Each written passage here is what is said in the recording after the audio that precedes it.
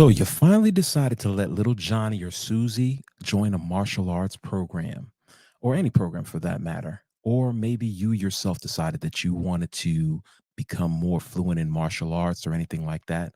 Well, stick around and I'm going to discuss some of the things that I would look for and that you should look for when selecting a martial arts program.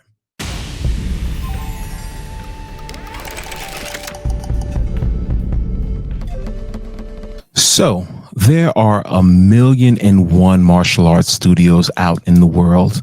You can look and see martial arts on every corner, every facet, every plaza. But discerning which one is the right one for you, it all really depends on what it is that you're looking for in a martial arts studio.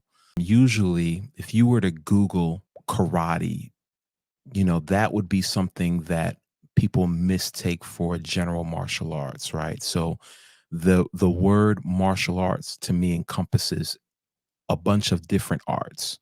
And karate is one particular style of a martial art, one particular type of a martial art, right? However, if you were to Google karate, you would see jujitsu schools, you would see taekwondo schools, you would see kung fu schools, you would see a number of different things because they all fall under that general categorization of karate in terms of how people advertise. So I think the first and most important thing to do is to research, and that by researching, meaning to identify what specific thing that you are looking for when you are trying to find a particular martial art. Do you want to just have a great workout? Do you want to become proficient in a striking art? Do you want to become proficient on the ground? These are things that you would need to really focus on and identify before selecting a particular school, because if it's not what you're looking for, then you're going to be frustrated. You're not going to feel empowered to go. You're not going to want to participate, right? Before you even go to the school, it's important to identify whether what the lineage is of the school. And by lineage, meaning is the school rooted or based in a valid martial arts? Does it have a martial arts history? Where does it come from, right? Like, what is the story of the art?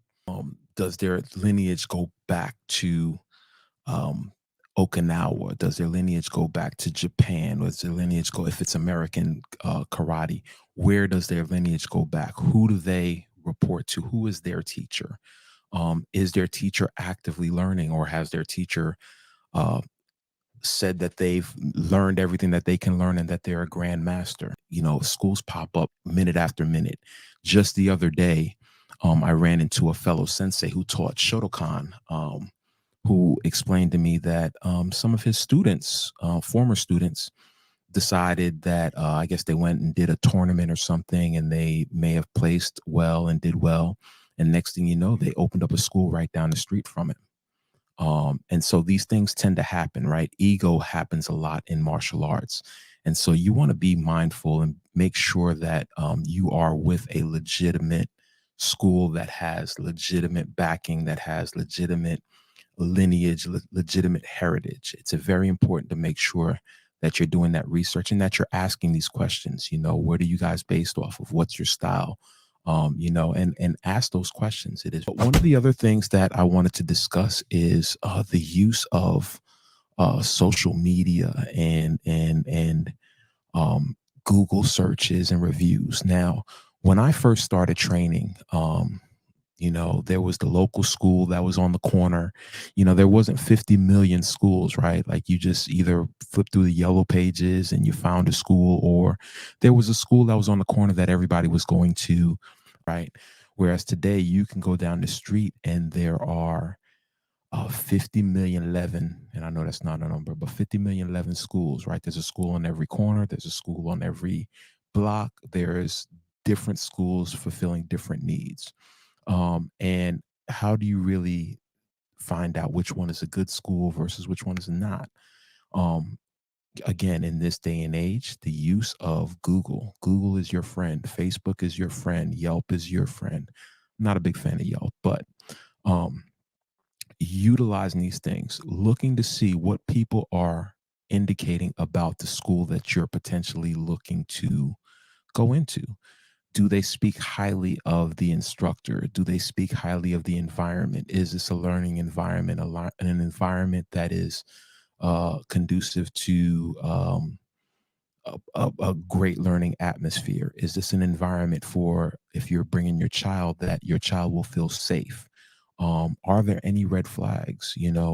People on Google, on Facebook will tell you exactly what it is. I can't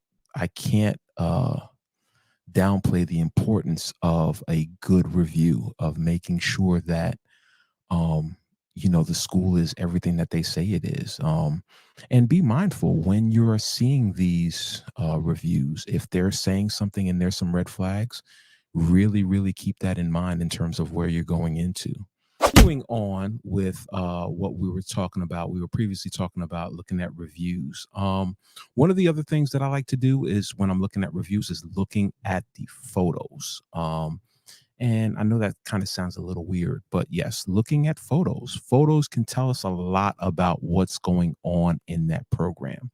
One of the things that I like to look at in a program is whether or not the people that are in the photos from a year ago or 2 years ago or 3 years ago are still in the studio today. To me, that's a telling sign.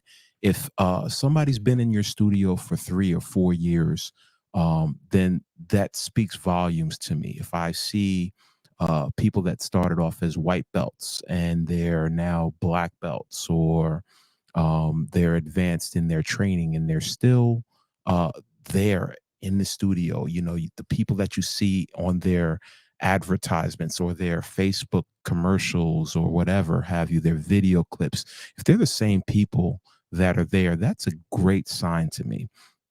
So definitely making sure that the photos are there, and that they're telling the story of what's going on with that program. So definitely do that. Um, Another thing that I would look for is whether they're offering any type of trial. Having a trial program, a trial run, gives you a good opportunity to, one, see if the instructor is a good fit for you, for your child, for your partner, whoever else. Also, to see if that environment is an environment that is inviting. Um, Being able to be in that class. If somebody's telling you to sign up and wanting to do a contract, and you're not even being able to preview and see what it is, there's no videos or anything that's showing you what the class environment is, that leads me to question, what exactly is it that I'm joining? So something that you're going to invest a lot of money in, because martial arts, boxing, jujitsu, whatever it is, it's going to cost you money. It is something that has a recurring payment structure, right? So you're going to pay a lot of money for it. So being able to try before you buy is very important. The other thing is to, as you're sitting in there, observe the environment. What is it like? Are the parents impressed? Are the parents talking? Are the parents allowed to even sit in on the training sessions? Do the students look like they're engaged? Are they having fun? Is it very strict, right? So I'm not saying that one thing is better than the other, but depending on what you're looking for, if you're looking for a class that's filled with structure and there's a lot of game playing, it's probably not going to be a good fit for what you're looking for. Whereas if you're looking for something that has more discipline aspects, you don't want the game playing per se. You maybe want more structured, detailed instruction.